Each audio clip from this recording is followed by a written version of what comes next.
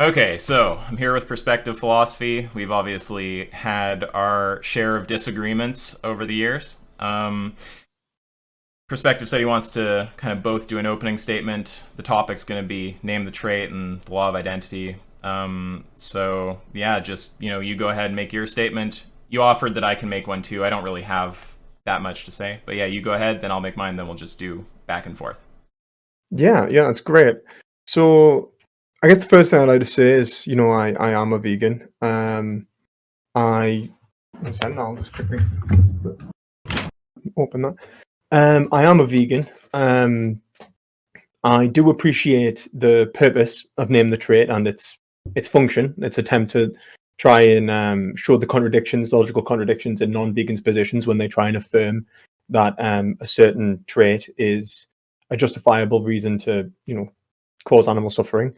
And I respect the at least the intention behind the argument. And more than that as well, I would like to say that the problems I have with it, I do believe can be resolved. So as I've been looking into it, I do believe that they can be resolved.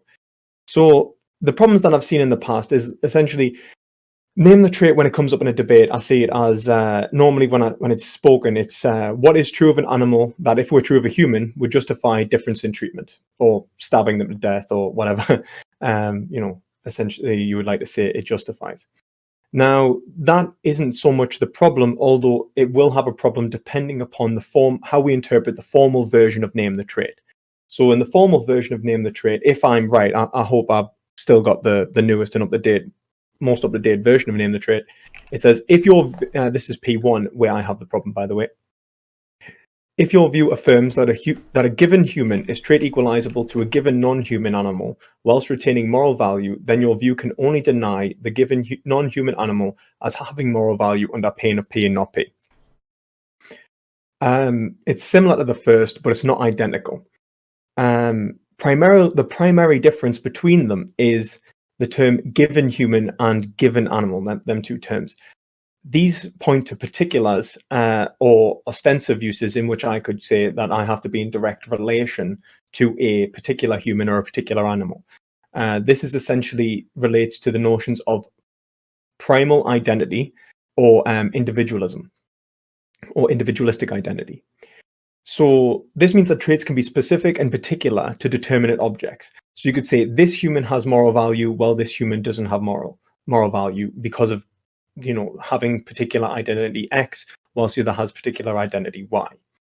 So this means that this has particular relevance to certain metaethics, particular egoism, subjectivism, particularism, and intuitionalism. Intuitionalism are some of the metaethics I can foresee issues arising. An example would be an egoist who says that they are the given human and not to be trait equalized to a given animal. So the reason this has a problem depends upon how we take the concept of trait equalization and what we take to be particular identities, which involves the concept of thisness. In other words, the ontological individuality of an object, that it is a particular being which can only be itself. It contains the property, not any other object. It is a determinate, discrete object. So if an egoist was to say that they were the object of the human, they were to say that they are the human, and they were to be trait equalized into a pig, any particular pig, I don't think it matters too much, or anything else for that matter. This could cause a problem if the egoist, for example, chose their ego as they would as the trait, because that would mean that their ego would have to be trait equalized into this pig, which means they would have to become a pig. So would they value themselves if they were a pig? Now, the argument seems to say that they would be in contradiction if they were to value themselves as a pig. Now, I don't think this shows a contradiction unless we were to say that the psychological continuity of the individual is part of their ego. So the idea is that unless this individual, if they were suddenly a pig and had all of the human, conscious attributes of being a human and having the same ego and the same thought processes as a human, suddenly became a pig, it's not contradictory to say that they would still value themselves, unless they were to say that they wouldn't value themselves if they didn't have these thought processes, the same egoistical understanding of themselves and self-awareness and so on, other properties that egoists rely upon to have a psychological continuity. If you were to say that they didn't have psychological continuity, though, we would be saying that they became absolutely identical to the pig, which means that there was never a pig in the first place. It would be to say that the individual hasn't actually transformed. They were the pig, or they were both the pig and not the pig at the same time. And this is my issue. So this is why I have divided, I think, the interpretation of name the trait into a strong versus weak name the trait. And I think that is the better way to look at it. Because from my understanding of name the trait, it is assumed that if all traits true of one object are equalized to those true of another, that any traits remaining after equalization are possessed by both objects. Now, if those traits that are equalized include notions of primal identity, that would see in something like an ostensive definition of an apple versus another apple, then we would say that there could not be two apples, and non-Euclidean geometry could show this between spheres. That two spheres could be identical if they obtain all of the same traits. This becomes even more clear if we include things such as space-time, historical underpinnings, and so on. And so the point I'm trying to make is that would be the strong name the trait interpretation, where we take trait equalization to mean any trait at all, including primal identity or primal features or characteristics. Whilst weak name the trait would instead have to differentiate and say that it would not include primal, primitive, or individualistic identity, which would mean that there were certain metaethics which which would implicitly reject P1, such as particular forms of egoism, particularism, intuitionism, and even some forms of subjectivism would reject P1, in which case you would have to argue that there was a different metaethical case in the first place before the argument would apply. This is what makes it weak, because you would need a substantive argument that would say that it should apply. However, it would continue to function as normal on robust realism and quasi-realism, or any other theory based on universal generalizations. So I hope that explains my position, how I think it could be resolved, and overall the issue with Leibniz's law, the identity of indiscernibles, that if two objects have exactly the same characteristics, they would be indiscernible from one another, and that P1 argues that if a given human is trait equalizable to a non-given human animal whilst retaining moral value, that both the human and the animal must have all of the same traits simultaneously if everything true was equalized. That would be the strong interpretation. So I hope that clarifies my position, and we can just get into it. Okay, well, I mean, I think I'm just gonna forfeit any opening remarks because I just want to understand what this criticism is supposed to be. So, obviously, the problem you're trying to pick is with P1, right? Yeah. And the problem is with the notion of trait equalization? Yes, just purely trait. Well, the two things that I could say is, because it says a given human and a given animal, which points towards particulars. If you had said humans or animals, it would be less primitive, and you'd have the universal basis in which you'd have, but then you'd need an argument that the individual would have to ascribe to that gives humans moral value, as in all humans. But I think you wanted to move away from that, which is why you changed name the trait in the first place. But I think that you do lose a lot of the problems with having a given as being able to point to a primitive identity. And then the second thing would be trait equalization. Trait equalization can either be interpreted to be complete, absolute, and total trait equalization between all possible ontological attributes between two beings, or it could be limited to those that are not related to primitive identity. Okay, well, I mean, not trying to offend, but I mean, I can't make sense of any of that. So Okay, let me just. I'll try and break it down. I maybe the way I'm wording it as well. So, Well, so I sorry. could ask something. So Yeah. Go for I it. just want you to point out where the weirdness is. Okay, so we have one possible world, and then we have another possible world. In the first possible world, there's a human who's being killed, and in the last possible world, or in the other possible world, there's an animal who's being killed. And there's a series of possible worlds in between. So far, do you see any problem?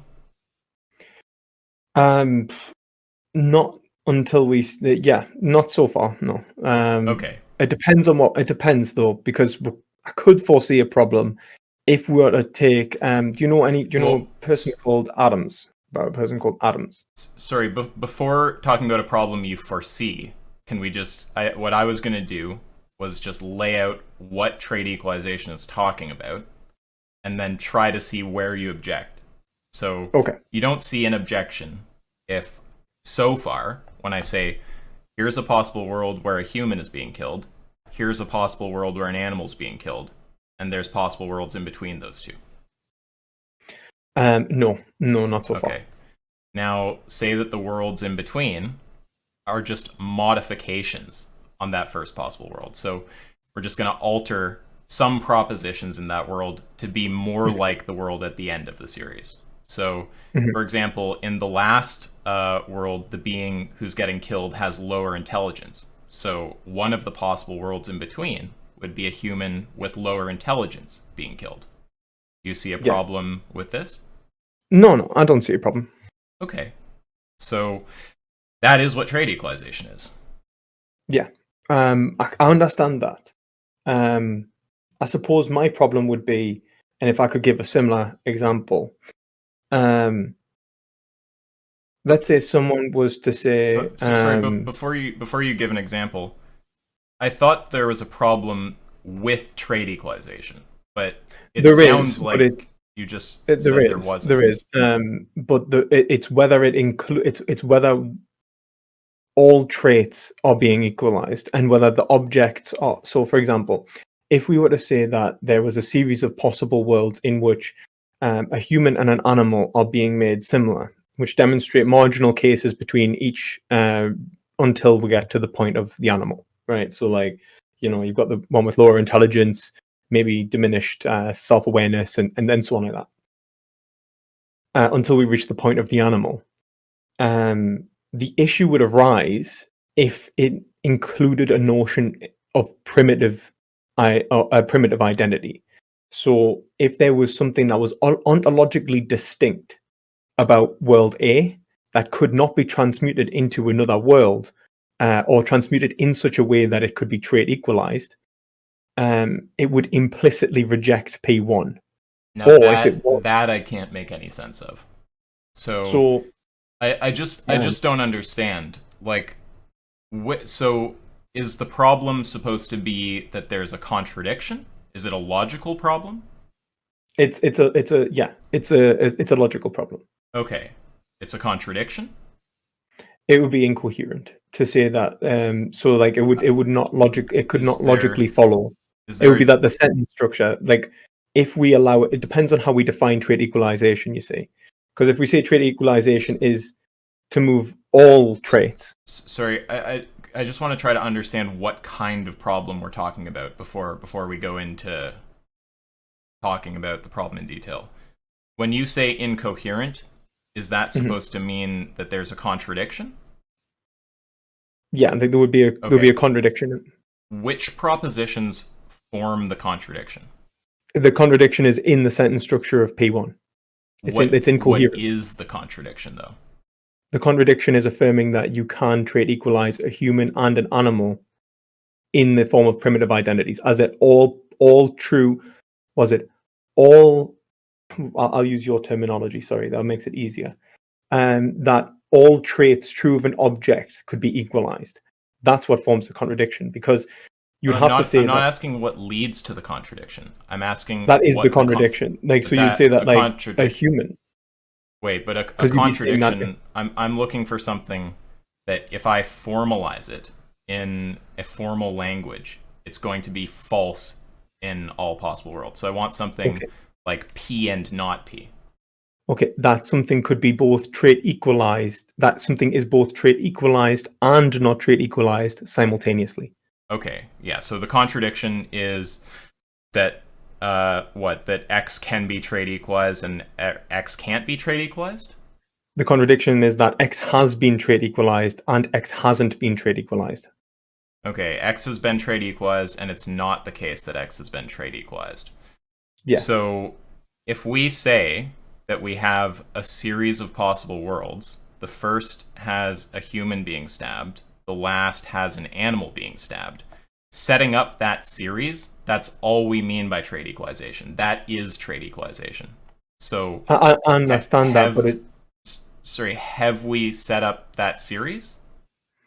the only, well, we haven't went through a particular. What do you mean, like contextually, like right now, or Well, do you mean? yeah, I'm because I just set up the series, and you said that you don't see a problem with that so far, right? So I don't see a problem with the notion of trait equalization, is so long as it excludes certain features of identity, is what I'm okay, trying to express. but wait, I'm trying to understand how you're getting to the contradiction that something has been trait equalized and it's not the case that it's been trait equalized. So Okay. when we say something has been trait equalized, all I take that to mean is that we can set up a trait equalization for this object and some other object. Like we can say, here's this possible world, here's that possible world, here's the ones in between. If Mhm. you think we can do that, right? We can set up that series. I think you can, depending upon you can't set it up with all things true of an object. You can What is with that? most, for What do you example. mean when you say that? So, for example, you couldn't take you couldn't turn, let's say, if I was to say a given human, let's say me, and I was to say a given pig, any given pig, you could not trait equalize me with all propositions that are true of me, or all statements that are true of me, could not be trait equalized into that pig. Some could. What is that? Sorry, I mean you can continue if you want, but like it's just I'm already lost, and I feel like when you Hmm. continue, it's all going over my head because I'm stuck on something at the start. So Right. I mean, you can choose. Do you want to continue, or do you want me to try to spell out what I'm not understanding? Try and spell out what you're not understanding, and then I'll see if I can clarify. Okay. What I'm not understanding is all I take it to mean to say that we're trade equalizing something or we have trade equalized something is just that we've set up a series of possible worlds where you have the one thing in the first world, the other thing in the last world, and you have a series of worlds in between. Mhm. So when we set that up, when I say, here's a world where a human's being stabbed, here's a world where an animal's being stabbed, and there's worlds in between that get kind of closer to that world, right? It's like, here's one where a low intelligence human is being stabbed. Here's one where a human with cow appendages is being stabbed, and, so on and so forth. When we set that up, that is the first part of what you're trying to say as a contradiction, right? That's the first proposition. X has been trait equalized, right? But I don't see how you get to the second part, that X hasn't been trait equalized. Okay, so the reason why I'd say that X hasn't been trait equalized is because if we include certain notions of identity, so at one point, let's say we say that okay, because it's a hypothetical, you can basically play around. You can have like things that don't exist in reality and understand that. So you could have a human or a cow with the psychological continuity of a human, for example. So they can have they could have always thought of themselves as being themselves. They've always been human, for example, until they were a cow, and they've went through this trait equalization process until they themselves are a cow. Okay.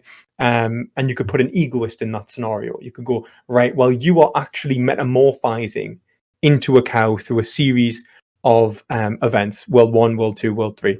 You gain a cow's legs, arms, and then eventually you're fully a cow, except you have a human mind, right? The problem is when you Wait, try to... the last world has a cow with a human mind? Yeah, I mean, That's not what we're as talking a about. The last no, world is that's the just a thing. cow. That, you see, that's the point. Like, that would be what I'm talking about. There would be what I would call the weak interpretation of name the trait, where you would say that there would be some aspects in which you recognize that could not be trait equalized without breaking When you alignment. say can't be trait equalized, I don't understand what you're saying. Like, all we're talking about with trait equalization is here's a world with a human being stabbed, Mhm. here's a world with an animal being stabbed. There's worlds in between that are a modification on the first world. Now, when you say that the contradiction is that we have and haven't trait equalized, you're saying that both of those things are true, right? So the first part, that we have trait equalized, I agree Mhm. that's true, because we say here's the first world, here's the last world, here's the worlds in between, right? So we agree Mhm. that's true, correct? Mhm. Yeah. Now, how do you get to we haven't trait equalized? Where does that come from? So if we were to say, like what you said there, that there is simply a cow at the end with all of the attributes of being a cow, it is simply a Yes. cow. It was never you.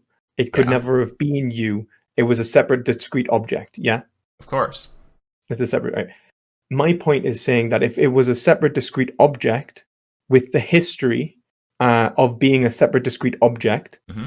that if we were to trait equalize the history of being of having once been you, um, or if we were to, if we were to trade equalize the, or having always been you, it would have never, it could not have been both the cow in the past and you in the past Yeah, at the same time. okay, so I think I'm getting closer to seeing what the confusion is. So Yeah, the last world is just a cow that's always been a cow. It's not a cow yeah, that was me at some point. right. It's just in a series of worlds, right? The when we're talking about me, we're talking about a being in some other possible world. We're not talking about something that exists in the history of the cow in the final world. The last world is just a cow. Okay, so but if it's a separate discrete object, Hmm. then when we say trait Every equalization, what world we're is a actually doing separate is discrete. comparing separate possible worlds. Yeah, Yes, and to be with clear, each it's with not. their own discrete object. Yes, right. It's not that somehow it's like the same object in, worlds 1 through 99, and then world 100 is a different it's a different world. It's a different object in each world. You're talking about something with a different identity. Okay, so let's say like in world 100 it's the cow, and in world 99 it's the human. It's In not world sorry. No, sorry, in world 99 it's the cow with a it's human mind. in world 99, it's human prime prime prime prime prime prime, right? It's Yeah, not the yeah, human. It's some other yeah. being. Every That's what I world mean. is its own Sorry, being. Okay. sorry, I wasn't clear. That's fine. Um, let's say it's like a cow with a human mind, and you're talking to an egoist, Sorry, and you so lost me. World 99 is a cow with a human mind? yeah, Okay. and you're talking to an egoist, and what they're valuing in this scenario is the fact that that cow has their human mind, Their and human in mind? like or like who's ever human mind, like whatever human mind they've described in the A scenario. mind that's when we say a human mind, we just mean a mind with the same features as a human. We don't mean the same mind as the human in the first world, right? Yeah, sorry, I was describing an egoist who chose themselves as a given human. Sorry, that lost me. An egoist who chose themselves as the given. Well, wait, 1 second. We're gonna make things more complicated than we need to if we start talking about when you're the being who's being trait equalized. Let's just talk about when you have like a human who they say they wouldn't stab, right? Mhm. And they have an animal who they say they would stab. Let's just work with that because that's simple and that's what we're normally running the argument on. Yeah, I gave egoism. The reason I gave egoism particular merit in this is because it's very particular, and that's very much engaged in this idea of primal identity. But I'm happy to do it with just human. If we take the idea of a human mind being in a cow, and that's what they're valuing, and then the human mind is no longer in the cow at world 100. How are they in contradiction if they valued the human mind in world 99, but then don't value the cow in world 100?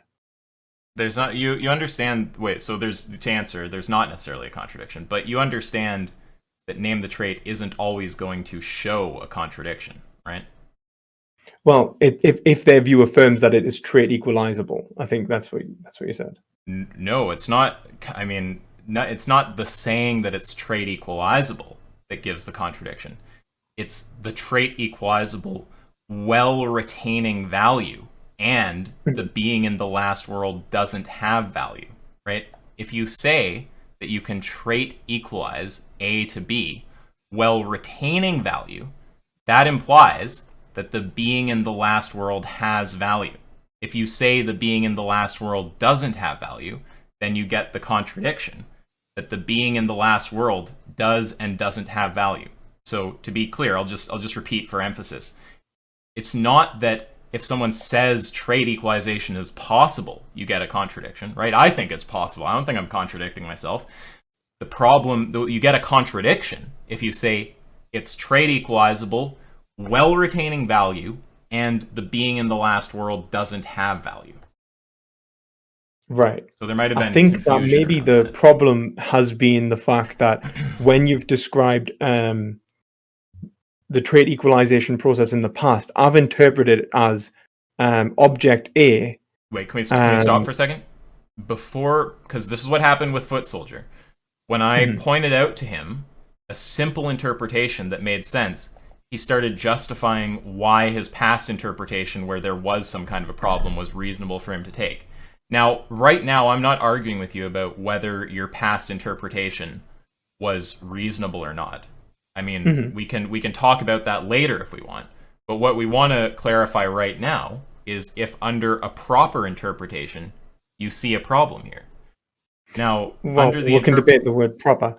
But under proper, I just mean the interpretation that I'm offering. So let's remove proper. Let's just say under the interpretation. I want to delve into this because so what you'd be saying is that in P1, rather than when we say if your view affirms a given human is trait equalizable to a given non-human while retaining moral value, what you'd be saying is that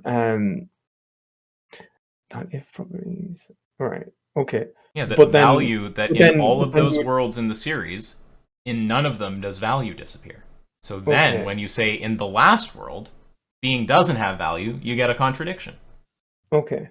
But I guess for the human, this is the point. If you were to say universal, because I actually made that point, if you were to talk about pure universals, I don't see a problem if the trait they pick is a universal. So if they say humanity, there's no real problem there with name the trait, because then they can go through each stage and then eventually you could show all right, there's not a you could go your view doesn't affirm that the cow at the end would have moral value, and then you'd say it hasn't shown a contradiction, and that's fine. But the issue is when there is because of the use of the word given, they can pick something primal or particular. Well, so as I said, with idea of, let's say, I was to pick, can I just keep us on right on track, because the criticism, and sorry, you can pick up after this, but the criticism was that the trait equalization process entails a contradiction, and the contradiction is that we have trait equalized, and it's not the case that we've trait equalized.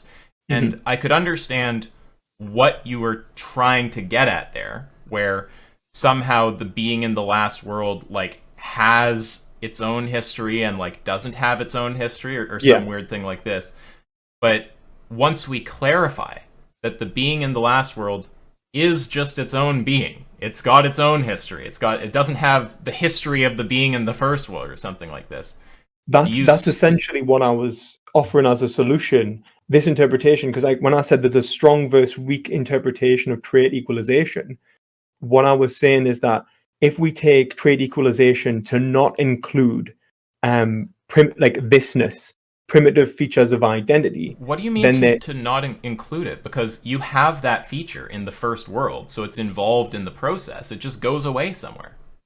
But that's the thing. If it goes away, it could not be true of the last object. And no one says. Where has it ever been said that it's true of the last? I don't know exactly what primitive identity means. I'm just taking that to mean that it has the identity, like all of the same properties, including weird like trans world properties, like what world it exists in as the first object, right? And that's never ever been my claim at any point. You will never find me on record saying anything of the sort. Oh, it's just because I'm on the Google Drive of Name the Trait, the deduction V5 map, and it says under one P1 false, and then it is assumed that if all traits true of one object are equalized to the true of another, that any traits remaining after equalization are possessed by both objects. So when you said that it goes away somewhere, it couldn't go away somewhere if they're both possessed by some objects. Do you see what I mean? I think there's a bit of confusion there. So the idea is just say that say that we trait equalize a human to an animal. Okay. Now you understand in that process, there's certain things that are going to drop off, right? Like intelligence, for example, is going to change, right? At some point, we're going to be talking about a being with lower intelligence. But does the property of being an organism drop off somewhere? Doesn't seem to. That's all that I mean, right? If the property doesn't drop off, it's just something the animal has. Well, then I do have a bit of a problem with the way that's worded. Well, wait, with the way it's worded, or with because I don't want to. What I want to avoid here is I think that all you guys have made these like what I take to be silly criticisms, but whatever. And whenever I start showing that it just doesn't make any sense under a reasonable interpretation, then it starts turning into, well, here's why my interpretation was reasonable. And I'm not interested in that debate. We can have that debate after if you want. That's fine. What I'm interested in is the debate of under my interpretation, is there an issue? Okay. I'll be more robust and say that I think that the purple box under P1 is not what you said there then. Because I think you're telling the me whether my interpretation of my own words is my own interpretation. I think that, right? Yeah, I think that you've wrote that wrong. well, wait, but the question isn't what interpretation makes more sense to Lewis, right? The question is, which does the interpretation I'm taking have a problem? Well, I guess it's whether the words themselves mean what they're supposed to mean. Because if you've said that this all is a shift traits of true debate of one, topic. Sorry, this is a shift of debate topic. What I want to know is if under the interpretation that I am taking, if there is a problem. Now, I've told you what I meant, and your reaction that you said, I actually don't see that much of a problem with. But that's what I was offering as a solution, actually. But then I will say that you have to understand then that there will be some meta-ethical implications. For example, there will be some meta-ethics that will implicitly deny P1. Okay, wait. Before we just 1 second. The problem was supposed to be that there's a contradiction. Right, and the contradiction is supposed to be that we have and haven't trait equalized. Now, I don't know how exactly you got to the interpretation you got to, but what you said was that there's something weird about that box, and when I told you how I interpret what's in that box, right, your response was immediately to go, oh, well, that's not like what I took to mean, which I take as meaning, Isaac, under your interpretation, there's no problem. I just had some other one where there was a problem. And if we want to just say that's the case, that's fine, and we can just agree to disagree about whose interpretation was reasonable. The question I'm interested in is under my interpretation, is there an issue? My interpretation, again, I'll finish very quickly. I don't see an issue. I don't see an issue at all. Okay, that's fine. Now I want to ask you something. Do you see any other way to get to this contradiction, or was that it? No, the contradiction exists if we include those things that you said wouldn't be included. Which is that it would drop off. The contradiction exists under an interpretation that I don't take. Yeah, kind of. Essentially, you can make that criticism. You can make that criticism of any argument, right? You can always say, under an interpretation other than, you can always say there is another interpretation where there's a problem. Right. The question is. I agree. I guess my point would be, So if a criticism applies to all arguments, it's not a good criticism, right? When it's read, I guess my point would be that it's the reason I wrote both the strong and the weak is because then I think that in terms of your debates, for example, you'd have to understand that there are some meta-ethics that this argument couldn't be, applicable to. So that someone, let's say, like an egoist, a particular question. When you say this argument couldn't be applicable to, are you talking about my interpretation is not applicable, or are you talking about your interpretation? Okay, so where, and by not applicable, you mean it'll generate a contradiction on that meta ethic? Yes. Okay, so on what meta ethic does my interpretation yield a contradiction? So, if, for example, if we take a particularist who values a given human in world A or world 1, and then we were to say that what they value includes world 1, being of world 1. You don't have to be a particularist to value a transworld property. But okay. You don't have to be. I just think it's easy that way, because it's like you don't have to like the very particular. It actually is not even really relevant. Like you could have pretty much whatever view, and you could value the transworld property. Well, I actually mentioned this in what I wrote. I said that you could have subjectivists, and you could have you have a moral realist who values the transworld property. Yeah, you could, but I think, but not that particularism is in tension with realism. But I think moral realism would have to then give a robust claim as to why being of a certain world was like, for example, an egoist may do that. But okay, we could say egoist, whatever. The point of what I'm trying to say is essentially that if it includes a property that if trait equalized, so if you would have of world 1 and of world 100, like so the cow at the end could not be of both world 1 and world 100. You would agree? Yeah, of course, but why would my interpretation entail that it would be of World 1 and World 100? Because if they've said that's morally relevant, and it's being trait equalized, and if all things true of the object are being trait equalized, then that could not possibly be trait equalized, which forces the incoherency. When we say trait equalized, it sounds like you think that means carried into the final world. Is that what you think trait equalized means? No, my point is that the transworld property of being in world 1 is only in world 1 on my interpretation, right? Yes, but if you're the whole point is that then if your interpretation takes that if someone was to claim that being of world 1 that they would implicitly is valuable, they would implicitly reject P1. They would not be able to trait equalize. Do you see what I mean? No. I think there's confusion about what trait equalization means, right? Okay. If so, there's the property of being in world 1, and someone can say that's the trait, right? They value the transworld property of being in world 1. Now, when we talk about trait equalization, doesn't matter whether you value that or not. That property only exists in world 1, right? There's nothing about valuing that property that entails that we can't logically. Well, there's nothing about valuing that property that entails that we can't set up a series of possible worlds with variations on the first world towards the last world in between. But then valuing this is my issue. I think there is, because let's say we take now in world 2. It's not in world 1 anymore. Right. The transworld property is not true. The property being in world 1 is only true in world 1.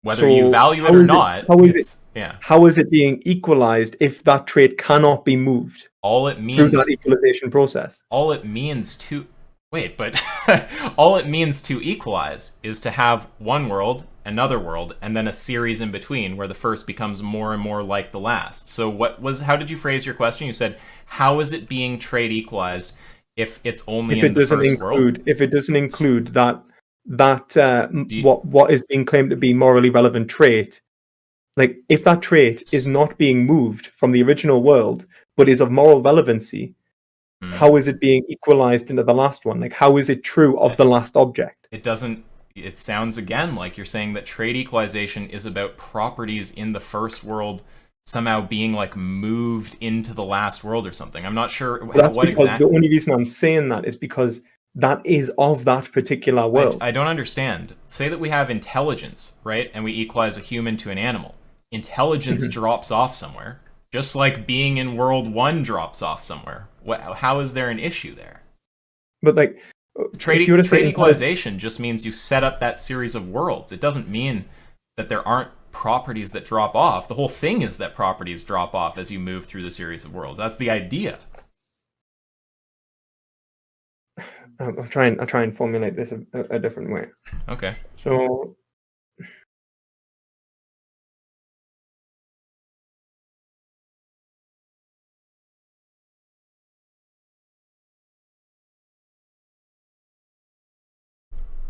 take your time, like, really.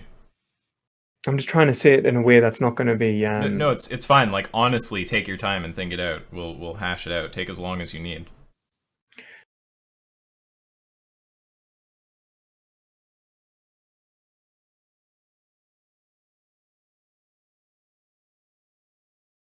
Would you say that? Just a quick question. If you were to say that, because it says like if a view affirms a given human is trade equalizable to a given non-human animal whilst retaining moral value, if you were to say that, I know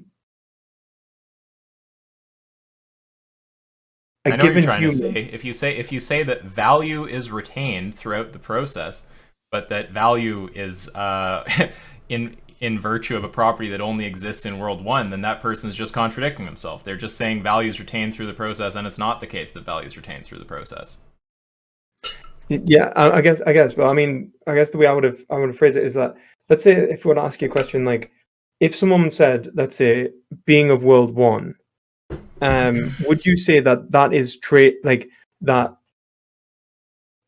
Trade equalizable just means is part of the trade equalization process. That's all it means. Okay. So, and through this trade equalization process, if someone said self-awareness, how would you walk them through that? Like, just give us an example, just to make sure. Well, so yeah, that's fine. So the first thing you always want to do when people name traits is to make sure that they fit the category of differential properties. So if someone answers name the trait by saying, well, it's being an organism, that's actually a category error because they're naming something that's true of both beings. It has to be something that's true of one and not the other. That's what we're referring to. So if someone were to say self-awareness, unless they take the view that animals aren't self-aware, in which case then we have to have a separate discussion that's not to do with name the trait about whether animals are self-aware.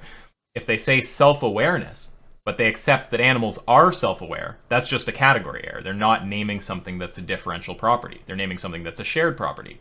Or you could make another kind of category error where you name something that's not true of either, right? Like the traits being Superman. Well, humans aren't Superman and animals aren't Superman, so that's not a differential property, right? It has to be something true of one and not the other, not something true of both or neither. Okay. And okay, so self-awareness is true of both. If you were to say something like intelligence to a degree of having an IQ of over 100. Yes, sure. And the given animal was a cow. Yes. Which has an IQ of, let's say, less than 50. I don't know how actually high IQ. I don't know, but I follow. Yeah, sure. Yeah.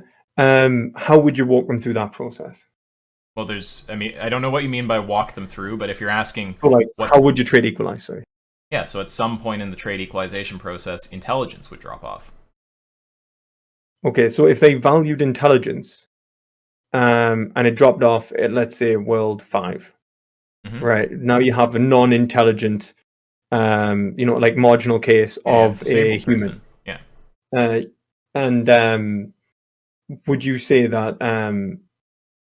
This is someone who's not accepting P2, though. Remember, this argument, and I don't want to throw in too much information here, but this argument is only to be run after asking the first question in the dialogue flow tree.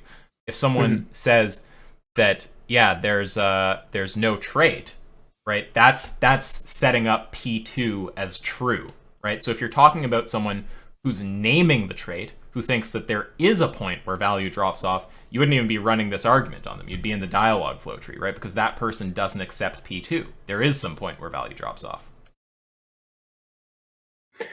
So they don't say it's trade equalizable while retaining value. They say it loses value somewhere. The goal of this argument is to show that they will value the cow at the end. No, or whatever animal. Getting into the goal is a bit of a separate thing. Goal, now that in fact that's going to add a lot of baggage, right? Because a goal Yeah. is that's going to have to do with what someone's intention is when running the argument. So theoretically, Yeah. someone could have all sorts of weird goals. Someone's goal could be to create a waffle, right? So that Okay. Yeah. and they could just Okay, be I'll doing word it. that differently. I'd say that the function of the argument functions to show a contradiction if the individual values the animal at the end of the trade equalization process, or does not value the animal rather at the end of the trade equalization process. Close, but again, just like earlier when I said it's not just saying that they're trade equalizable that gives you the contradiction. It's not just saying the animal is valuable that gives you the contradiction. Because you and I hold the view that the animal is valuable at the end of the trade equalization process, and I don't think either of us think we're contradicting ourselves. The contradiction comes from the combination of these things, okay? They're trade equalizable, value is retained, but the animal doesn't have value. It's those three, right? And if you answer that first question by, again, I'll just go over to it. On your current moral view, if all traits true of a given human who has moral value are switched to match those true of a given non-human animal who doesn't have moral value, is there any point in the trade equalization process where moral value is lost? If they say no, they're saying the human who has value is equalizable to the animal who doesn't have value, while retaining, or let me just walk through that again. I lost my own words. Is there any point in the trait? Yeah, right. So they're saying a human who has value is equalizable to an animal who doesn't have value, without value being lost anywhere in the process. So we're getting an affirmation that human has value, animal doesn't, and the human is equalizable to the animal while retaining value, right? So it's when they say no to that first question in the dialogue flow, sorry for the voice crack, that you get the contradiction, right? So the point of the syllogism is just to bar off a no answer to that first question, because some people, it's very silly when you think about it, but some people will try to say, yeah, one has value, the other doesn't. They're trade equalizable, and value isn't lost anywhere. It's like, wait, but that's just, I'll just give you a contradiction. If value isn't lost anywhere, the being in the last world has value, but you just said it doesn't. That's the idea. Because, as you see, like, it seems to me that then P1 is basically saying that, like, for someone to affirm P1, then they would have to be saying that a given human is trade equalizable. So if, like, an egoist was to pick this up, they would say that, you know, I am trade equalizable to an animal, whilst retaining moral value, but then they would they not be incoherent in affirming that? Because if they were to say that they were trade equalizable to a human, you'd say that you'd agree that would be a contradiction, and I would agree too. I think you might have just spoken incorrectly. You just said trade equalizable to a human. I assume you mean to an animal, right? To an animal, yes. Sorry. Okay, sorry. Say it again. I lost you. No, that's fine. The point is, if your view affirms a given human is trade equalizable to a given non-human animal while retaining moral value. Mm-hmm. So the point of what they'll be saying is that, let's say Lewis is trade equalizable, so can be slowly converted through a series of slowly metamorphized through a series of modal worlds to a given non-human animal, and then at the end I would retain moral value. It's almost as if we're saying that then say the animal doesn't have value. To affirm that, you would have to be able to say that if I were a cow, that they would be incoherent in affirming it, if you see what I'm saying. So they'd be saying, like, if I am a cow, then I have moral value. Wait, but then there's no saying that I am a cow. That's not entailed anywhere.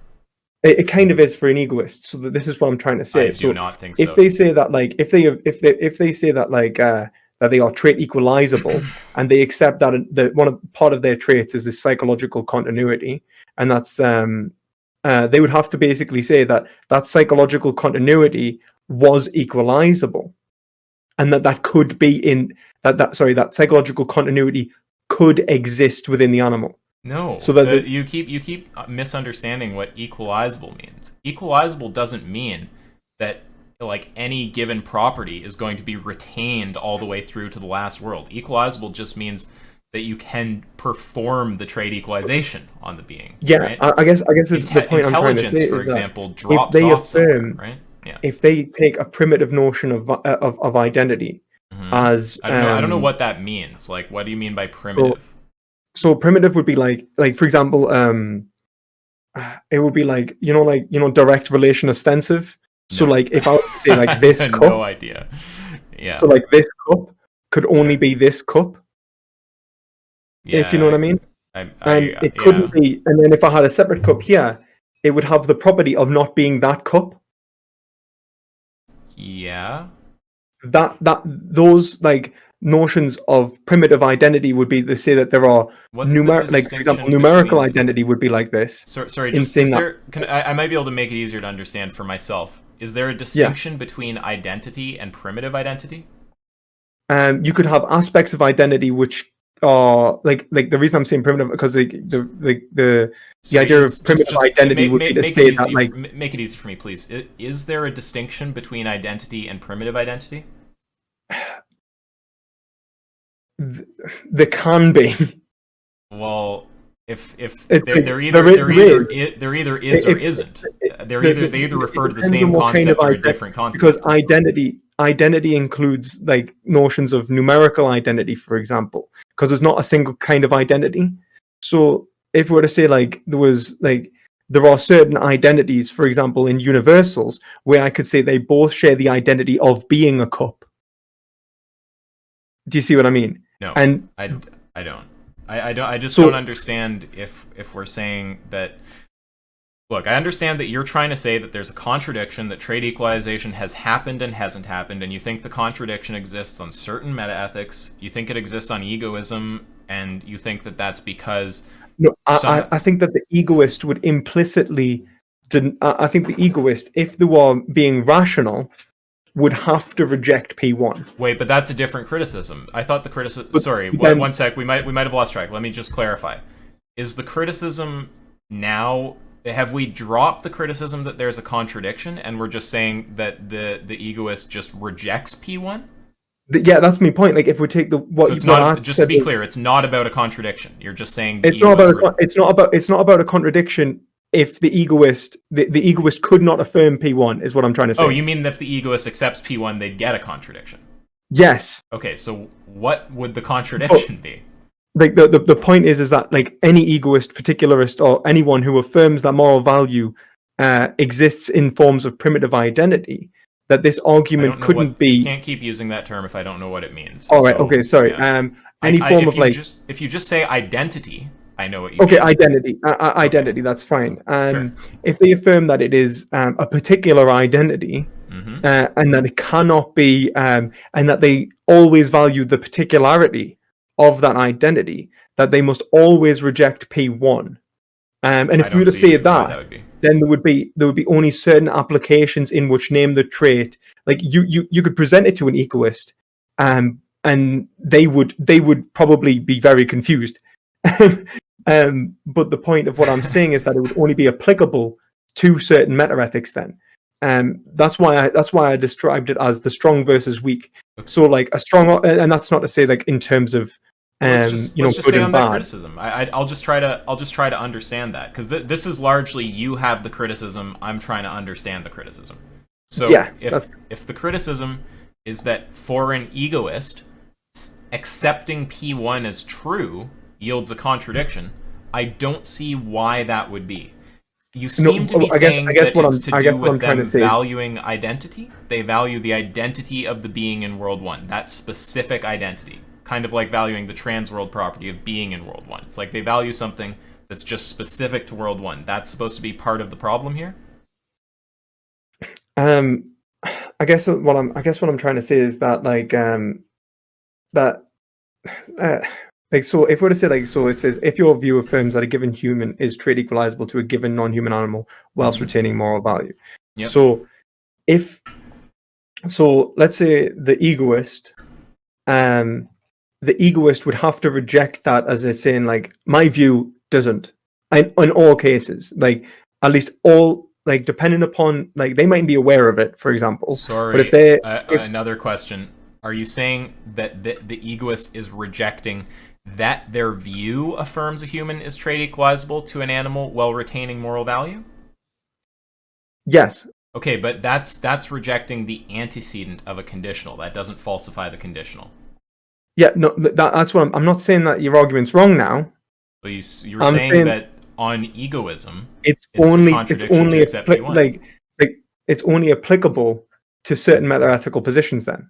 But I'm trying to understand what the argument of that is. You see, because like what I had, because in past discussions, and I'm saying if I'm wrong, you said that people's meta-ethical position did not matter. Yeah, I don't see any meta ethic that would somehow result in a rejection of P1. That's right. So that so you think any meta ethic could affirm that their view?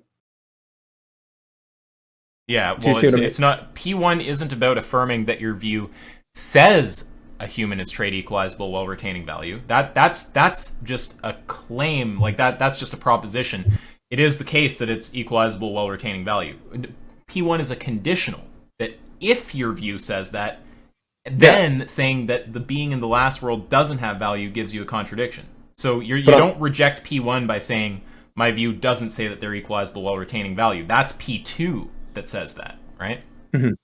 So you so when like my I guess okay, then I guess we could move on to P2 then. Actually, then it might be better to say P2. But that's not interesting, because P2, so of course you can reject P2. The argument is only meant to be run if you say no to the first question in the dialogue flow tree, right? Which has put you in the category of saying P2 is true, right? There's plenty of people who P2 isn't true for, so the argument never gets run, right? If you start asking someone... Yeah, no, that's essentially what I was trying to say with, like, the weak interpretation. Like, so if I was to say that, like, when I said the weak interpretation, I'd say that, like, all, like, particularists, egoists, and so on would probably be... I think P2 is where there'd be rejection. I think you're right, actually. Well, no, a particularist... it would be implicitly rejecting P2. Okay, in which case the argument's not applicable. Okay, there's a few things. In fact, there's two. Okay, so first of all, the criticism that accepting P1 while being an egoist is a logical contradiction,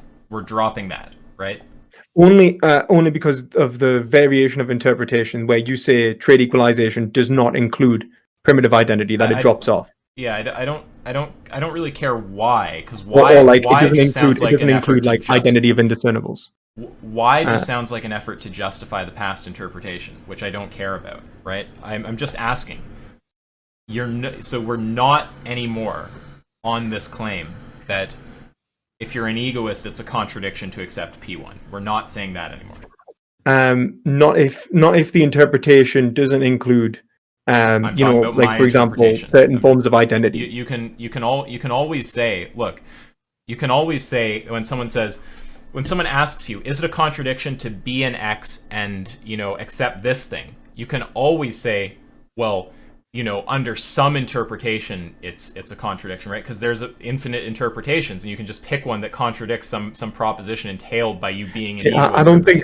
You see, I disagree. I guess I disagree with the idea of there being infinite interpretations. Okay, okay, but look. If that's a disagreement, that's hermeneutics. Let's just set that aside for a second. Okay, there's a lot of interpretation. Okay, but look, here's the point. Okay. I'm asking about on my interpretation, on the interpretation that I have given you. On your interpretation, there is no problem. There's no contradiction for an egoist to accept P1 on my interpretation. On your interpretation as you've given it, no. Okay, cool. And then you were suggesting that there would be if they accepted P2? That I would say that they would be incoherent if they accepted P2. So this is egoists and particularists and so like there are certain meta-ethical views that would implicitly have to reject P2, and so they wouldn't be able to run through the argument. So you don't think that it's possible to be a particularist and value the animal? And no. I'm not saying that it's not. I'm not saying it's impossible. I'm saying that there are certain meta-ethical views, depending upon what the person is defending, that would implicitly reject P2. It would be impossible to trait equalize. I thought you just said you're not saying that it's impossible. That sounded like a contradiction. It sounded like you said you're not saying it's impossible, then you were saying that it is impossible. Is the claim that it's impossible for an egoist or a particularist for P2 to be true for them? Oh, sorry, because I added a I give context. I was saying that, like, for example, not all forms of egoism, particularism, and so on are identical, which we can agree with. There are so many different forms of metaethics under each branch that give a variation of different traits and or value propositions towards individuals, right? But Now, is P2, is it a contradiction for an egoist or a particularist to accept P2? well, it would be dependent upon their position, wouldn't it? Well, wait a second. So if they hold the view that value drops off somewhere, then of course they're going to reject P2. But it's not a contradiction for them to accept it.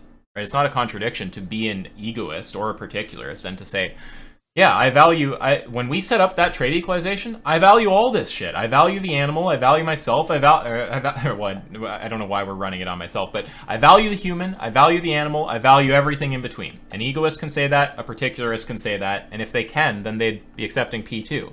So, of course, it's possible to reject P2, but it's not in virtue of being an egoist or a particularist that you're rejecting But P2. I'm saying One second, please. I guess what I'm saying is that in virtue of being an egoist, for example, someone would say that because I'm an egoist, that moral value is not retainable whilst being trade equalized. Do you see what I mean? It's not because of being an egoist, because it's possible for an egoist to accept P2, right? It's because of what that particular person values. Well, you see, this is where we disagree. I would say that when you say we disagree, you're saying that egoism necessarily entails a rejection of P2? No, what I'm saying is that, like, a person's values isn't anything to do with their metaethical position. In terms, I mean, unless they're a value pluralist and it specifically relates to their values, but that logical, the actual argumentation, just in terms of that meta. I need to be clear about what the claim is.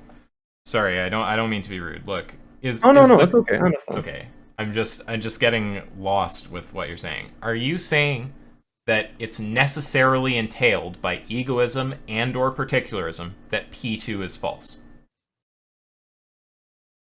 Not well. First, I would say that's it. I mean, like, I don't know if all forms of let's say egoism, because you could have social contract theory, which is extrinsic moral value, for example, under an egoist position, which I think. Let's just. So your view, given. Clearly, you could be an egoist and you could value the beings in every world in the series. Well, what I'm trying to say is that. If you're an egoist, then you would be rejecting the notion of trade equalization as incoherent. Wait, but now it sounds like we're going back to talking about, like, P1 also. like just to be clear, I just need to understand if this is your claim. No. If I'm saying that, like, because, like, when we say that, like, there are like.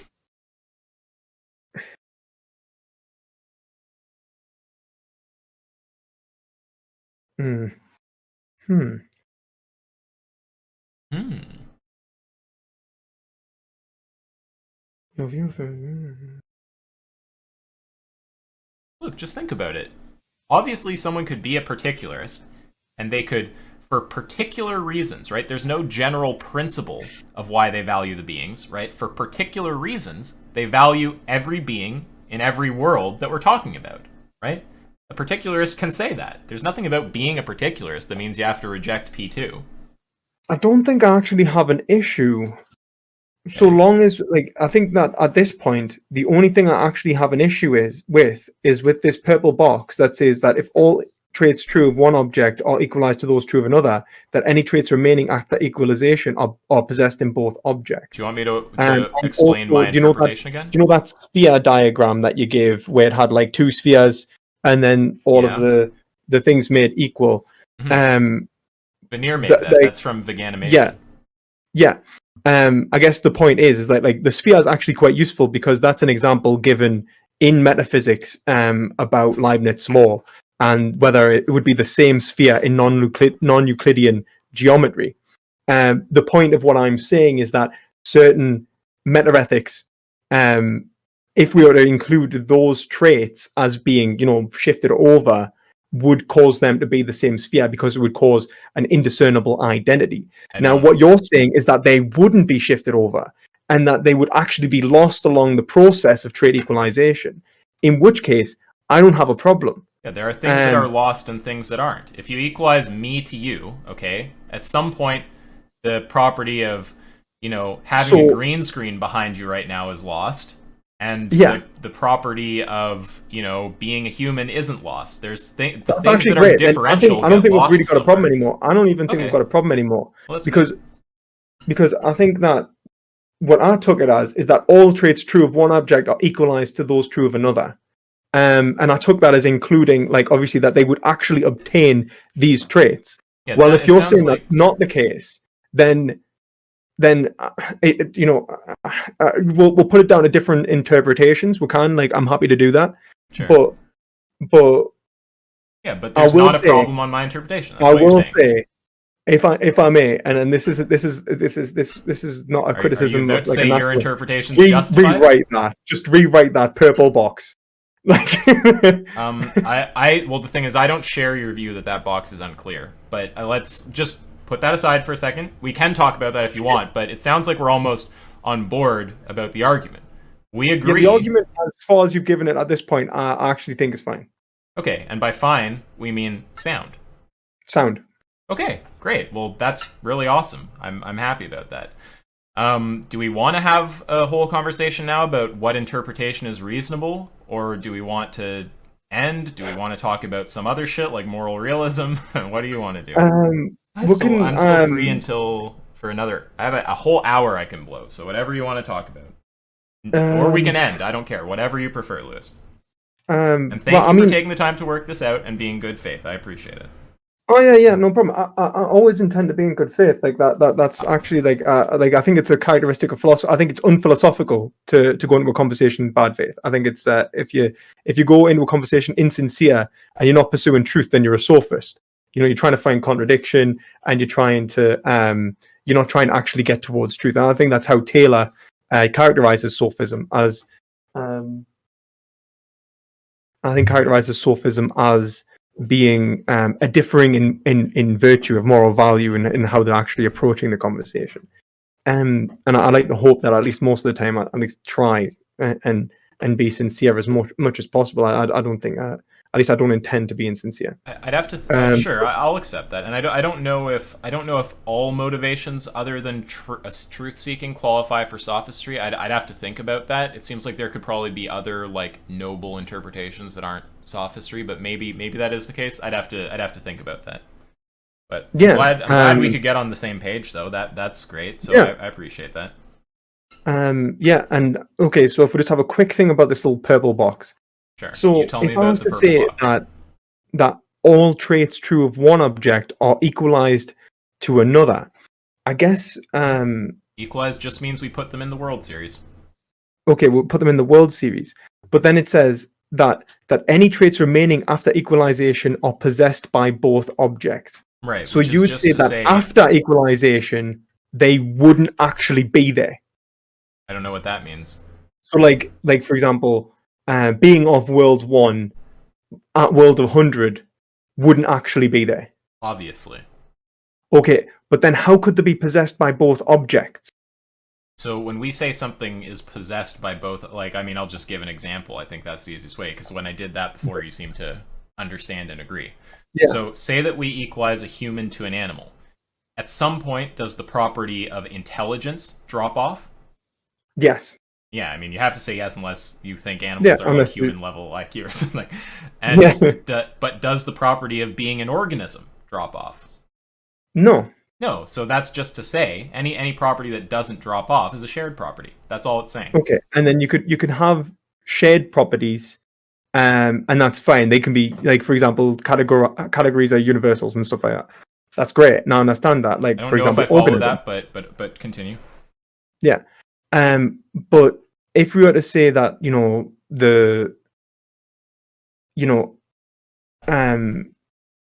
if we were to say that, we include, but if we were to say that, we'd have to accept that there are some things, that not all traits true, not all, couldn't, like, some traits could not be in both worlds.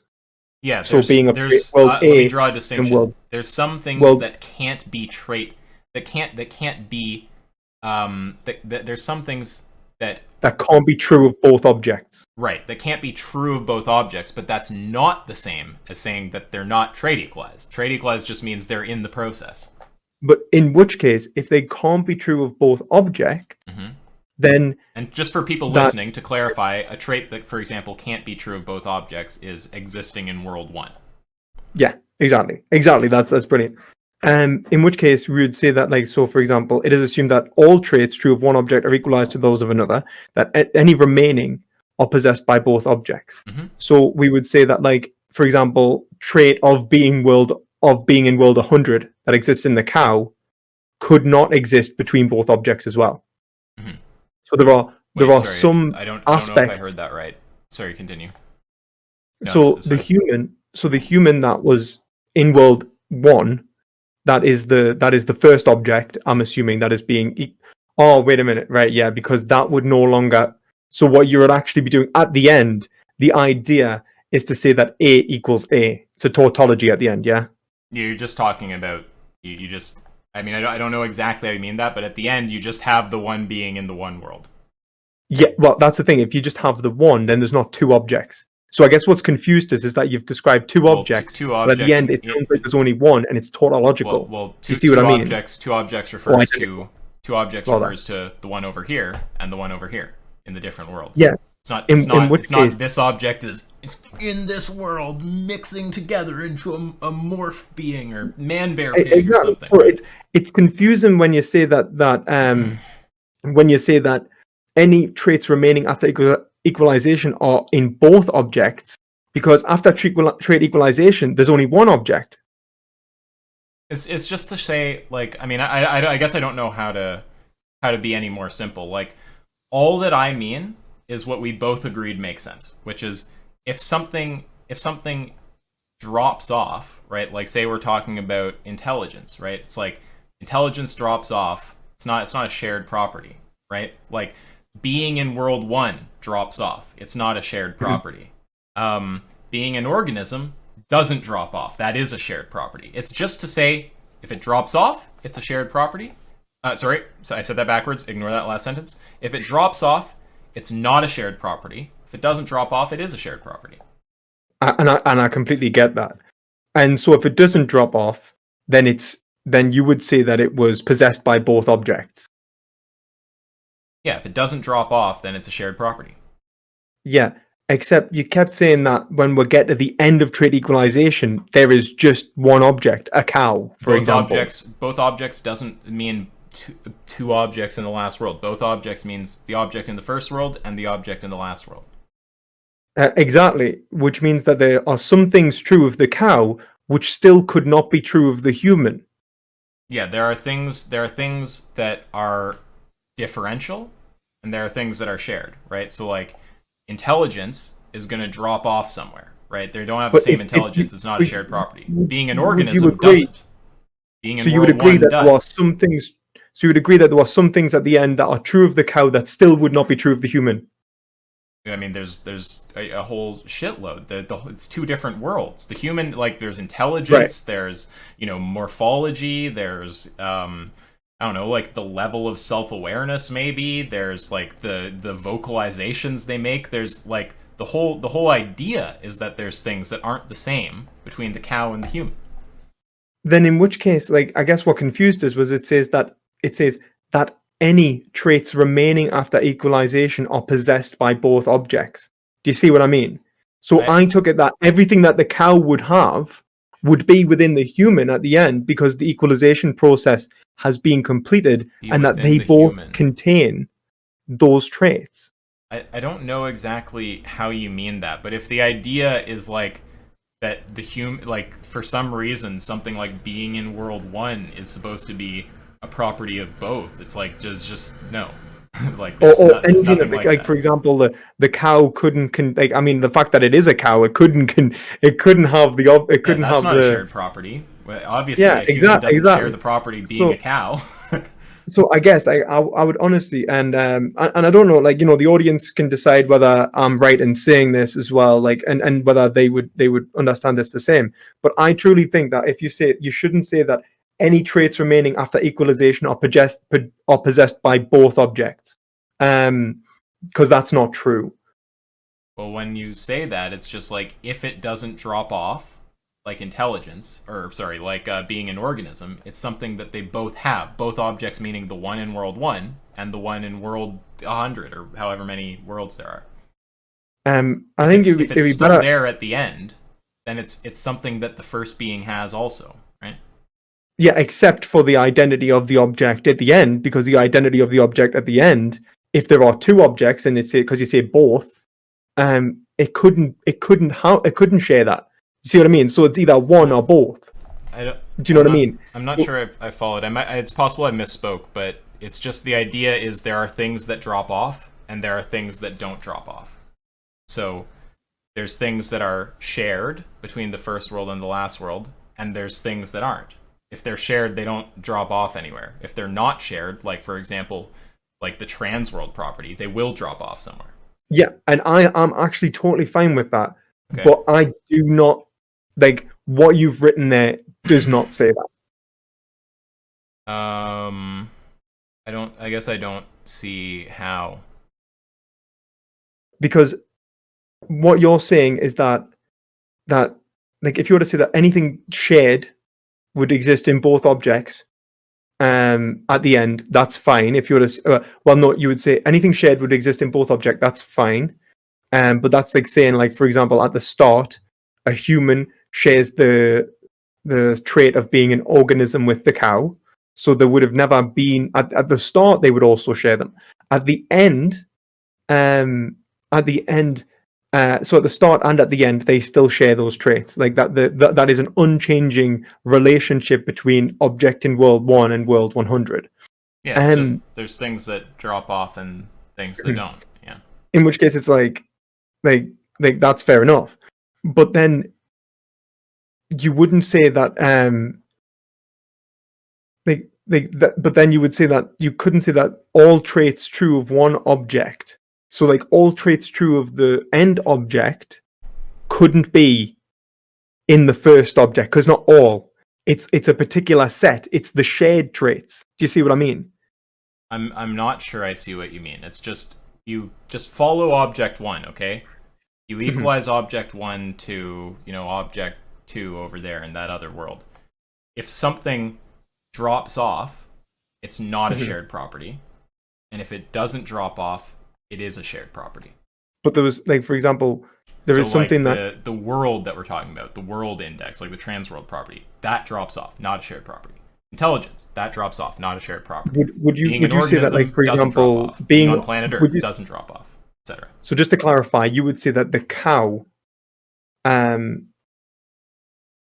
so you'd say that the Is that an cow, animal for example, at the behind end, you? wouldn't have the property of being of world 100. The cow at the end? It's in world Uh-huh. 100.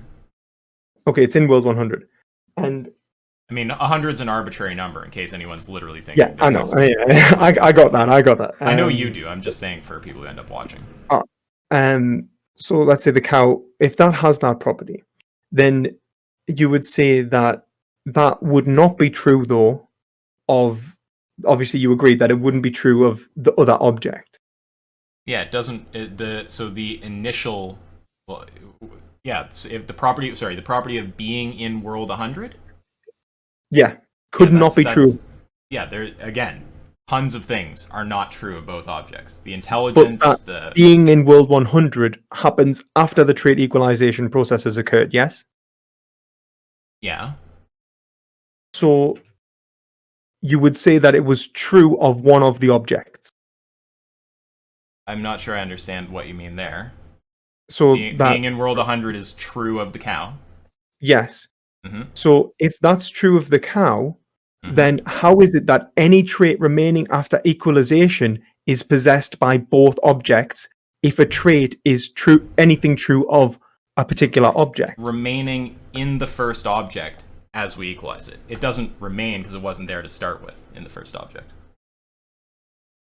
Remaining is something that was there to start in the first object and didn't go away anywhere. So being in world 100, it's true at the end, but it's not there to Oh, start. I So see it what doesn't you're saying. remain. I see what you're trying to get at. Right. Okay. I see what you're trying to get at. I see what you're trying to get at. Okay. Yeah. Are you thinking any? I think the confusion is: are you going anything that's true in the last world? Well, it's there, Yeah. so it must be true in the first. But that Yeah. would just mean the Yeah, first exactly. world is That's why just I the was like, cow. that does not make sense. No, that does not make sense. Okay. That's fair enough. Fair enough. Yeah. Let me read that and see now that I know what you're getting at. If that phrasing strikes me, I will read this honestly and tell you if that occurs to me or not. Okay. No, it's fair enough. It's It's fair enough. assumed that if all traits true of one object are equalized to those true of another, that any traits remaining after equalization are possessed by both objects. Consider the image below. If all traits true of a given human are switched to match those true of the given non-human animal, A, B, and D would be retained in the human. It is talking pretty clearly about retention there, thereby allowing us to infer that the given non-human animal already possessed those traits.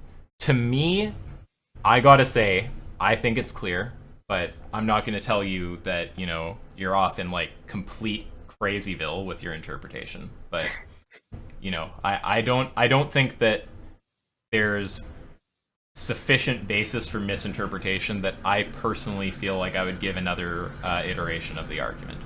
Oh, But that's fair enough. I'll tell you That's what, fair enough. if I notice We some can agree to conceptual, disagree. I'll tell you what though. If I notice some conceptual problem that requires a V6 that's actually big enough for that, I'll add that tweak also as just like a bonus, right? Because it's like that's not enough for me to want to actually give another version of the argument. But I agree, the most things you can control for, the more fucking clear you can make it, the better. So if something does come up that is big enough, I'll throw that in there too, and I'll try to make it extremely clear.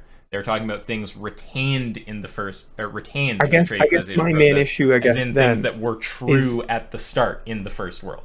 Yeah, I guess like just if you could just change one thing, I guess I would just say rather than saying all traits true of one object, you'd say that all traits true of the first object are equalized to those true of another.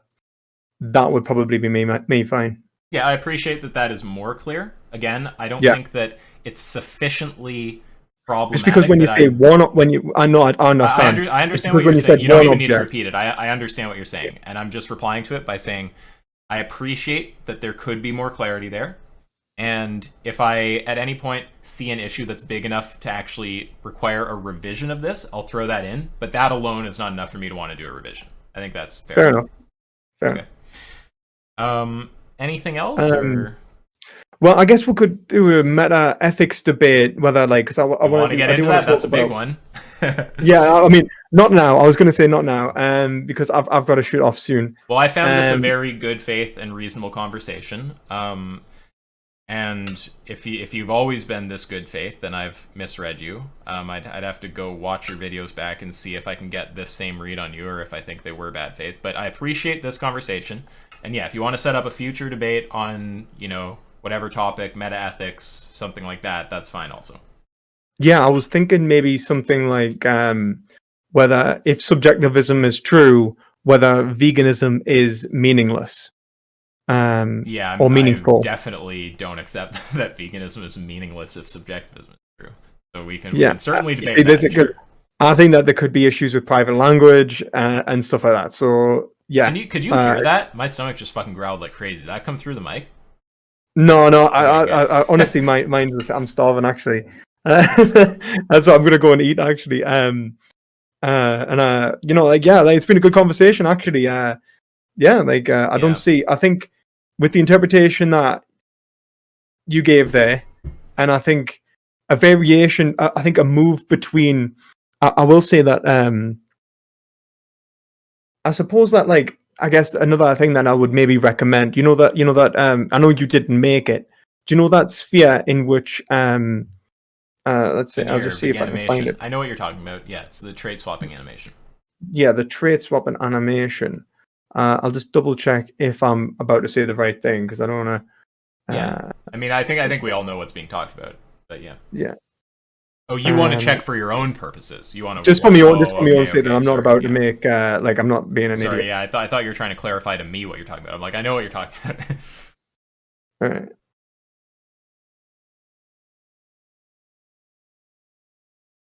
Right. And so on that animation, the traits are being made so that at the end there is only. You see, I guess the way I look at it when I'm looking at the animation is that You're it assuming seems that both there's been circles are in the same world. that like I would say that like in non-Euclidean geometry, for example, they are the same sphere. I'll try. I'll try to. Oh, sorry. You go ahead.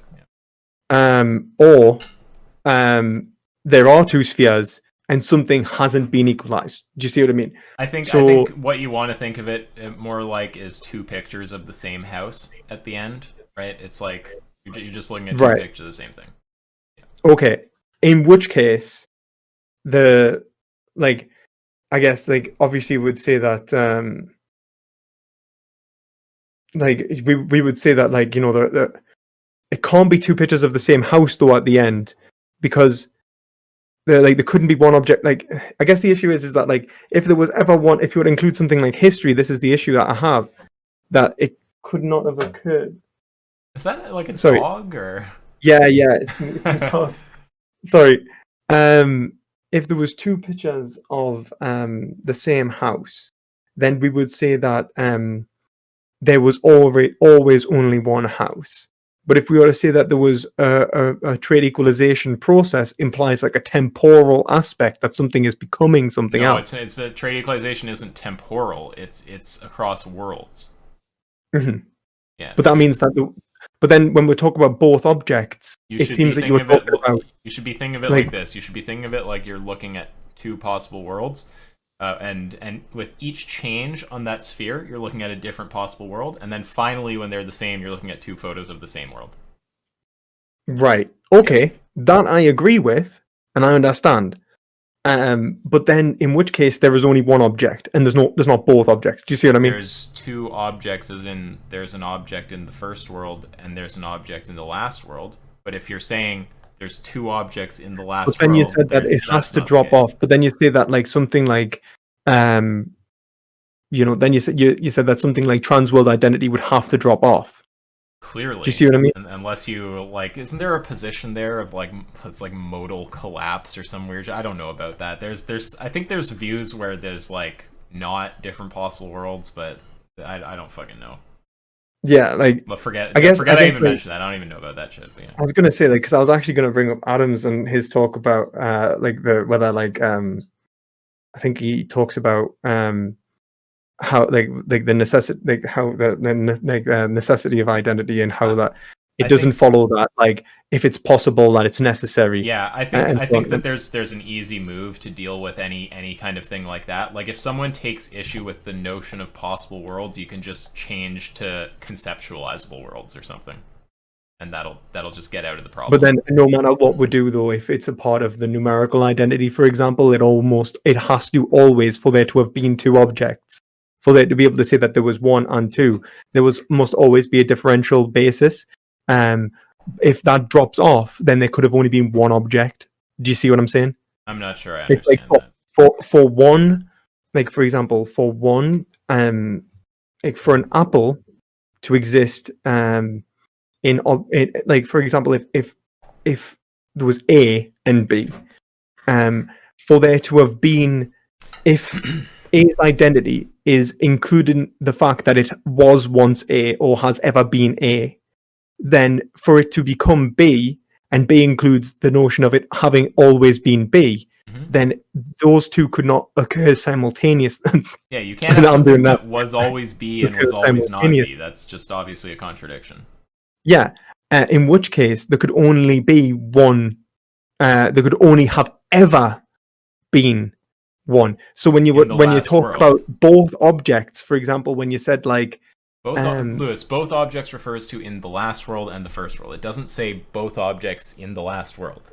But it says after trait equalization. I guess I assumed that you were talking about the object, and maybe perhaps wrongly, when you talked about was it that any trait remaining after equalization are possessed by both objects? You mean the first and the last? The fact that they are possessing both means that they've both been equalized. But if they've equalized everything, including trans world identity, then there couldn't have been two objects in the first place. Do you see what I mean? So either that's not being equal, either that's not like. I don't think so. It just means two objects, like in world 1 and in the last world. That's all. It's not saying two objects in the last world. It's just object over here, object over here. Which I thought we agreed on. I thought we had no problem with this. But like, I guess the point is, I'm saying is like with the animation, it's like if you look, it seems that like obviously the first sphere is conforming to the same as the second sphere, right? But if the first sphere, you'd say that it's differential to the point until the end in which it is exactly the same sphere, and Sure. in which case, at the end you would agree that there was only one object, yeah. Yeah, I just picture it like two pictures of one house or something. I guess when I read like because you're saying at the end there is only one object, I guess when I read that at the end there's both objects, but you're actually referring to before the trade equalization happened, because I think I'd have to read my exact phrasing, but it's just like, I mean, all I can do is just describe what's being talked about. So it's just picture each change on that first object, you're in a new possible world. Change, possible world, change, possible. And then finally, when you get to the last frame, where they're the same, where they look the same, the spheres, just picture being two shots of one world. Like two pictures of one house. Yeah. And in which case, like, at the end though, that like if they're the same object, there's not been an equalization that's actually happened, because they've always been an object. Equalization just means across, like, equalization is just the process of setting up that series of worlds, right? That's what equalization means. It's just setting up that series. Right. And each individual world is being counted. So we're not saying that the object is retaining any form of identity as it's passing through. It doesn't retain identity in the strict logical sense. It's not like it has all the same properties. They have different properties, like just transworld properties are an easy one. Obviously, you have a different transworld property with each world.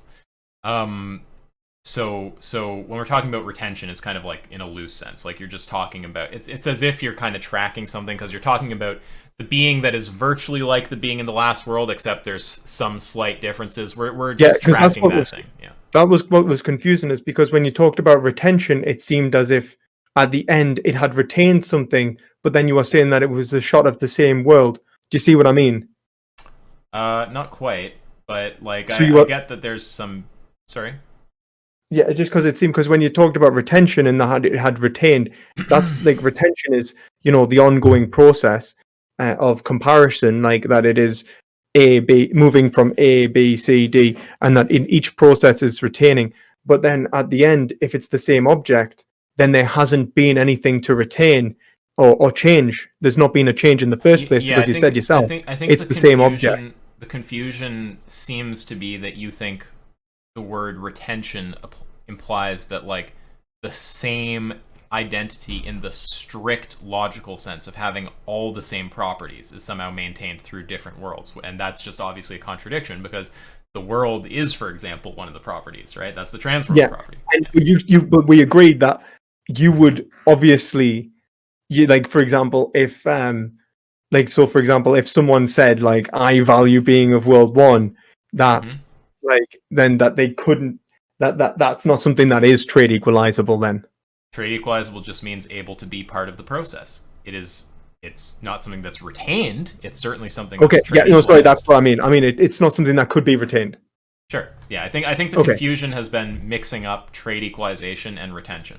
I think that's part of what I think has been. We're getting somewhere. Like I do think that I think we already got somewhere. We agreed that it's sound. I'm just humoring now because you want to hash out the interpretation bit. Yeah. I think the interpretation you gave me is fine. I think that I still have a problem with the wording of that purple box, because of the whole it's either retention or both objects, and I don't think that they can be in the same. It's either retaining or it's not. But that's in the strict logical sense of identity, as you said. Yeah, you're thinking, which depends upon the interpretation of the argument. Yeah. And obviously, if you're saying that equalization does not include, as was said, notions of primitive identity or notions of identity, equalization does. It does, but those things aren't retained, right? We don't want to conflate equalization and retention. Those things are part of the trait equalization. They are processes or properties, sorry, that show up in some of the worlds, right? But they aren't retained. Those things drop off, right? I didn't hear what you listed, but I know you're just talking about things that are obviously not true in the last world and the first world. Like if we talk about the transworld property, right? It's trait equalized. It's not retained though. Something like being an organism is retained. Yeah. Yeah. Because it's not trait, right? But then what I'm saying is that I guess the point is that like at the end you're saying after trait equalization there is actually a shot of one object. And then it says, because like obviously if that's part of the process, then what we can say is that the notion of being in a different world is part of the object. In which case, at the end, we only have. Sorry, you lost me. Say it again. The notion of what? Being part of a certain world is part of the trait equalization process. Yes. Yeah. Okay. Yeah. In which case, if that's dropped off, then at the end we'll end up with a shot of one object. And in which case, when we say are possessed by both objects, that implies a duality, like two objects.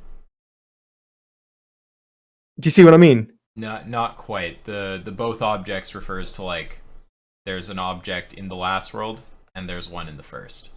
But if you say it's the first, then why does it say remaining after equalization or possessed by both objects? Remaining after equalization, we're just talking about something that doesn't drop off. So like being an organism or being on planet Earth or something like that. So you would say this, for example, I'll just double check, right? So if you equalize me to you, being interested in philosophy is retained. Yeah. But like obviously having the identity of like being Isaac is not retained. Right. But then that this is my point. Like notions of identity have to remain separate. So like okay, I get you. But you would never claim that was the case anyway, so that's fine. That's fine. Okay. It's cool. I get it. It's all good. And I wanted to, unless you had something else there. No, that's cool. I wanted to also say, part of what sparked this conversation was you mentioned that you actually got someone in a contradiction with name the trait, and I responded kind of cheekily by saying it's kind of nice when you got someone to contradict themselves with the argument. But yeah, you'd gotten that sophist Navabi to contradict himself, which I did also, but I got so fucking infuriated with that guy I didn't even. Yeah. I'm not going to call him a sophist because like he was pretty good faith with me, pretty decent with me, and the fact that he admitted he was in contradiction. Well, that's nice. It was like I think shows how good faith he was, and I think as well he and as well he did say was it I didn't use name the trait in its formal version. I kind of he basically asked me almost because he was saying that he had been in name the trait with you, like he kind of went through this, and he's like other vegans say. Ask me to name the trait, and he says, well, the trait is self-awareness. And so when I got it, so I just run him through the what would happen, like as to whether he would, whether self-awareness could possibly be the trait if he values. I was asked him why he valued self-awareness, and then he said because of suffering, and then I showed him that suffering could be greater in a being that was non-self-aware. Yeah, that's a slightly different pathway than I would take. Like that makes sense. That's fine. But so there's a slight difference of approach there, because what I would do is I would just point to a being that's not self-aware that he cares about, like some a human who's disabled. And if you say they are self-aware, then we would just say self-aware to the degree of an animal. But anyway, I would just point to a contradicting example. But you can also do what you did, which is ask what the basis is for caring about self-awareness. The reason I don't always do that is because sometimes there isn't a further basis. That is just thinking. But yeah, if they provide some further basis, and then that further basis applies to some being they're saying they don't value, well, of course, then you get a problem. Yeah. That's exactly, because he did end up saying that the only thing that he ended up valuing was suffering. Because I said to him, I was like, well, why do you value self-awareness? And then he said, I value self-awareness because self-awareness shows that not a being has a a greater value for themselves and so on like that. And I basically ran him through that, that in reality, that if he's being a utilitarian and he's evaluating suffering, that both actually variations of psychological complexity, but that the aspects of suffering are independent of the circumstances of the being, which can be modified by self-awareness, but that the self-awareness itself doesn't necessarily make a being suffer more. Yeah. And then when he come to that point, he was like, yeah, you're right. Yeah, fair enough. Yeah, if self-awareness is a sufficient condition for moral value, then you can't. If being able to suffer is, then unless you take the view that it's impossible to be non-self-aware and suffer something, you're just going to get some weird contradiction where it's like, okay, you can have things that are self-aware and that aren't self-aware, and they can both suffer. So how could you value one and not the other if ability to suffer is a sufficient condition for moral value? Yeah, I appreciate that move. I think that's nice, well handled. I think the point that the problem that he was making is that he thought that beings that were self-aware would suffer to a greater degree because they're self-aware. When I pointed out that, if we take something like Stoic philosophy, or those monks that set themselves on fire, that the ability to be self-aware can give someone the conceptual ability to distance themselves from the moment, which is you're adding the point that someone can suffer more if they're not self-aware. That might be possible or something. And he agreed, and so it ended up showing that he was wrong. Yeah, I don't know if someone necessarily suffers more in virtue of not being self-aware, but I'm sure you can have a being that's not self-aware that can suffer more in some given situation than a being that is. But yeah, whatever. Let's not get way into that. I agree with the general thing you're doing there. Yeah. And there's one other thing I wanted to say. What was it? Damn, I don't remember. Okay, well, whatever. I had a good chat, though. I actually really appreciate this. I had a fun time having this conversation, and I think we may as well end it now, because we don't want to crack open a fucking huge topic with 30 minutes left, presumably. No. Ethics or something. Why don't we? Obviously, we'll schedule that debate on maybe either modern day debates or like this, whatever. I like the idea of doing on modern day debates because I quite like the platform. I'm down. But on maybe as I said, subjectivism and the meaning of veganism. Yeah. Whether on subjectivism veganism is meaningless. Yes. Okay. Yeah. All right. Well. Here, I'm gonna just end this recording. Any final words before I hit the stop button? No, just thank you very much. I think you've been really sincere. I think that we've had a varying interpretation of the argument, and I think I've expressed my points clearly enough, and the audience can tell us whether that they understood what I'm getting at. But I'm glad that we've had this conversation. I think we've made some real ground and bridged our positions. I agree. All right, I'm gonna end the recording. Have a good day, guys.